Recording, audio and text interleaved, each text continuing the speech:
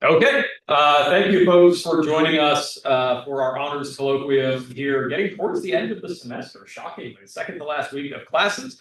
Very excited to introduce our speaker, Zalenka Brannan, who is a honors college criminal justice senior who is graduating in like 3 weeks, 4 weeks. That's it.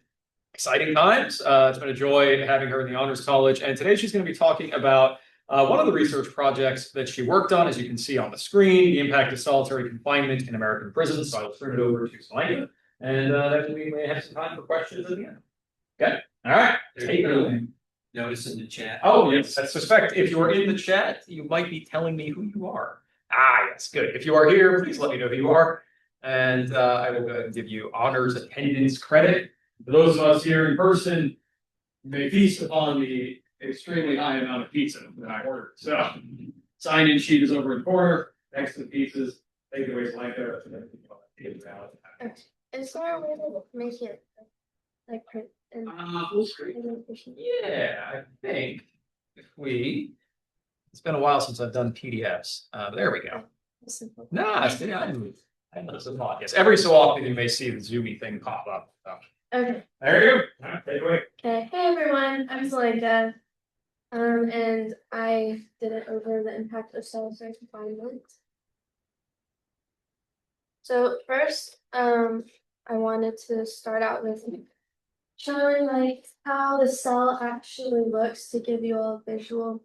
So in reality, it's a single cell and it's in a cement room and it has little lighting. Actually, in the modern cells, they have more lighting than how it started, and I'll go over that a little bit later. But anyways, little lighting. It's not pictured in this one particularly, but there is a metal toilet. It's pretty small, but it is there. And in severe cases, when they're not given enough water for whatever they need it for, then they'll use the water in the toilet, which is really gross. And they have a small plank for a bed, and I believe the size of the bed is probably about a twin. So it's not very big, especially for grown adults. And as we discussed, there's a couple windows, usually only one or two, but they don't really have much lighting, and they're made to where you can't look outside of them. Where if you do look outside of them, you can't really see anything. And then they have a thick, heavy door that only has a little slot for the guards to slide their trays of food in and out. So for the purposes of my presentation, as I'm going over everything, I want you guys to think about being in this room that's pictured here for 23 hours, because inmates, they only get 23 hours in this room with 1 hour outside of it, and usually that's for therapeutic sessions. So very fun. You may have to click on the back, yeah. There we go. Okay, so what is solitary confinement? It's the isolation of an inmate for nearly a whole day with little to no meaningful social interaction. So the purpose of this is to just keep them isolated from everybody and to leave them basically alone with their thoughts. Sometimes it's used as short-term punishment, like if you're a regular prisoner and you misbehave or you get into a fight, anything like that, then you'll go into isolation for about a day or two until you learn your lesson, and then they release you back into regular prison. But otherwise, you're there for the entirety of your sentence. And the psychological toll is undeniable. There are severe mental and physical health issues that come from being isolated for so long, and it's deteriorating on the body. So solitary in U.S. prisons, here's just some facts to help you understand. So there's over 80,000 individuals in solitary, and when you include jails and detention centers and other facilities, there's nearly 100,000. The average cell size is about 6 to 8 feet by about 9 to 10 feet, which is only 40 to 80 square feet. And over here in the picture, we can see this is like a floor plan of a small apartment, and you can see the orange rectangle is the entirety of a solitary cell. And so you can see how it's smaller than the bathroom. And apartment bathrooms can be pretty small. And so this just gives you a visual of how small they really are. And it's more expensive to run solitary confinement than general housing. It could be up to 3 times more. And the estimates range from like $75,000 to $125,000 per inmate per year. So that paired with the nearly 100,000 creates a mass number of money that we're spending on this particular method. And states who reduced solitary by approximately 75% saw a decrease in prison violence. And the recidivism rate for solitary is about 64% compared to general cells, which is 41%. So the origin of solitary confinement, the first application of solitary confinement in the US took place in 1829 at the Eastern State Penitentiary in Pennsylvania. And the initial intent of this was to only give prisoners a Bible inside their cell and make them have no choice other than to read the Bible, comprehend what it's saying, and to repent their sins. And so, as you can imagine, this did not work. It did not favor their initial intent. Prisoners went insane. They were not able to socially function, and in some cases, they committed suicide. So then, solitary confinement wasn't as popular after this experiment because of how damaging it was on the prisoners, until 1934 when Alcatraz was opened. And they included the D block, which is a designated wing of the prison for solitary confinement only. So not only are they isolated from like the general population just in their cell, but they have a whole separate wing to where it's only isolation. So it's on like isolation on top of isolation. And so the prisoners were forced to remain naked. They only had a hole in the floor to use as a bathroom. So unlike the picture that I talked about, they only had a hole, so not a toilet. And then they had a hole in the cell door for retrieving food and water that they'd slide on a tray, which is still common in modern cells. And again, there's no sunlight or windows and no social interaction. So on the left, we can see the Eastern State Penitentiary. Obviously, it's way run down, but you can see the gist of it, where it's the small bed, just barely any light, the cement walls, and everything like that. And then the Alcatraz D block, this is like what the hallway looked like going into it. So they had like a metal rod door, but they also had another door that would come like this. They've been taken off in this picture, but they had another door that was thicker that had the tray. And so they would have essentially both of those doors to keep them in. Okay, so solitary confinement raises a lot of ethical questions in regard to punishment versus cruelty, and how effective it is. And so the prisoners who are affected by this are death row prisoners, sometimes life sentence prisoners, and then minor misbehavior, like I talked about earlier, where if they just get into an altercation or anything like that, then they're sent there as an additional form of punishment until they have basically been deemed like able to be put back into general population. And so I found this interesting that judges have ruled that there's no constitutional basis for reforming or like abolishing this practice. And so there's not much for the courts to go off of in regard to if it's ethical or not, because it's not directly addressed. And the data for solitary is arguably higher because it's voluntary data. So prisons who are doing some things that they might not should be are probably not going to report the things that go on because they don't have to. And so there's a lack of data in this regard. So let's talk about some mental health consequences. While prisoners are in isolation and develop isolation syndrome, which has symptoms of anxiety, depression, psychosis, self-harm, and suicide. And these are all on extreme levels compared to the other inmates who are in general population. It has long-term effects that include personality loss, aggression, and paranoia. And there is a crucial importance of monitoring. So the security guards have a duty to monitor and supervise the prisoners that are isolated more heavily than the other prisoners.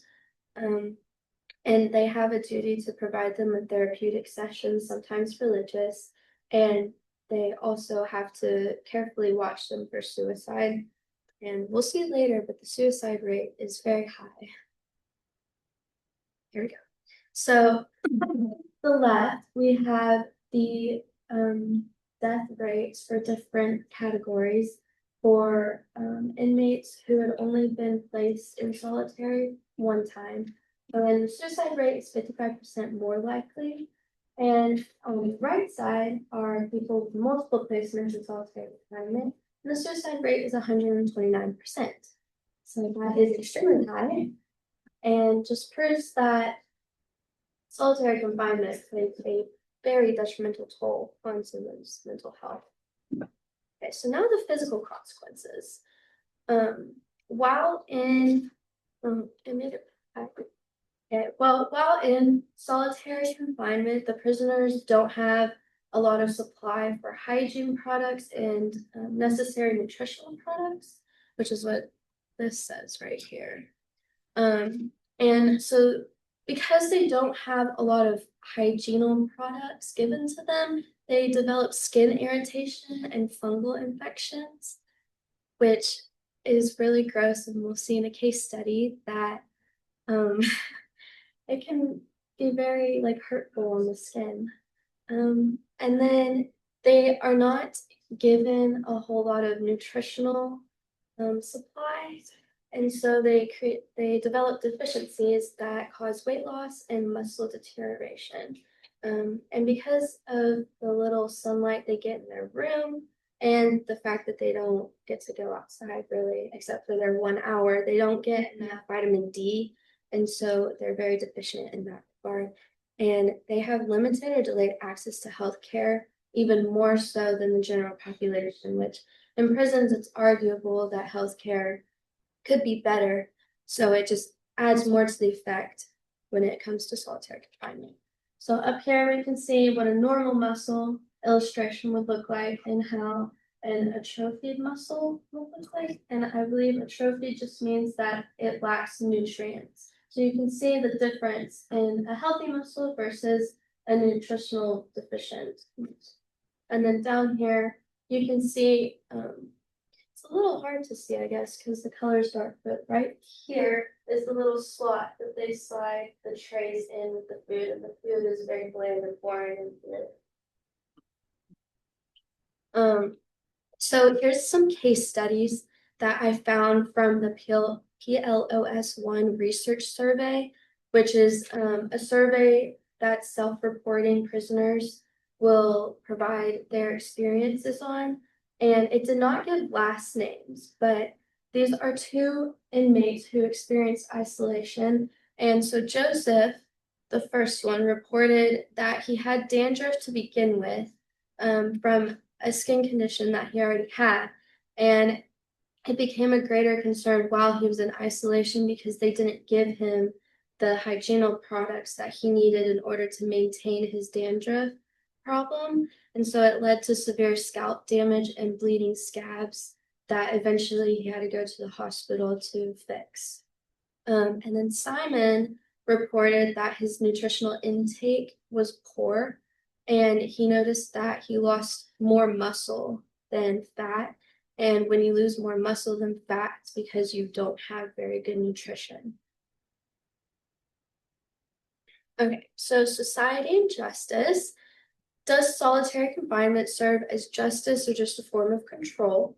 So the recidivism rate is higher when released directly from solitary, which we talked about earlier, 64% versus 41%. And solitary confinement, again, raises ethical questions of is it punishment or is it cruelty? And does the crime fit the punishment? And so we can see over here the recidivism rates per year. So the administrative segregation means isolation. And so you can see in each year, the isolation recidivism rate is higher than the general population rate. And so some final thoughts for you guys. Solitary causes severe mental and physical harm. The courts have not mandated reform or abolishment. And so how far will society go in the name of justice before control becomes cruelty? And solitary confinement has significant consequences that society needs to define where the line between punishment and cruelty should be drawn. And that's the end. Okay, well, thank you. So we have some time for questions. Anyone wants to ask any questions at all? While you are thinking some, I'll ask one. So if we accept that solitary confinement doesn't necessarily have the effect on behavior that we want, if the recidivism rate is high and everything, have you found other, or have we as a society found other additional punishments within a prison system that do tend to have better outcomes, whether, in terms of behavior of the prisoner in prison or recidivism afterwards, or is it just kind of a crapshoot? Honestly, I did not do a lot of research on that. That's good. So I can't really answer that. But Yeah. I would assume that there's got to be other ways to enforce consequences within a prison, because the general population, not all of them go to solitary confinement, so those are more or less on extreme levels. And so if there's probably alternatives for them which can be implemented. Yes, would be my best answer. No, that's fair. I thought I would ask the standard conference question of, so you talked about X, what about Z? What do you think about that? That's what we do to each other. But no, I do, so that's fine. Other thoughts, questions? Are there any states that have banned solitary, Are there any countries? I haven't heard of any. I didn't find. Yeah. Are we using solitary confinement more than we did in the past or less? I didn't see that on your slides. It didn't answer that. Okay. But I would assume more. I suspect from the 90s on, it probably became more common. Has it become more? Yes. Yeah. I'm just putting out the possibility. I suspect, but who knows? Very interesting. What made you want to do this topic, by the way? I just find the topic fascinating. And it's tied to what you want to do later on, law school. I want to be a criminal prosecutor. Okay. And you can visit the Eastern State Penitentiary in Philadelphia, and you can visit that. And the Eastern State Penitentiary is on every ghost hunting show in America. It is 20 years.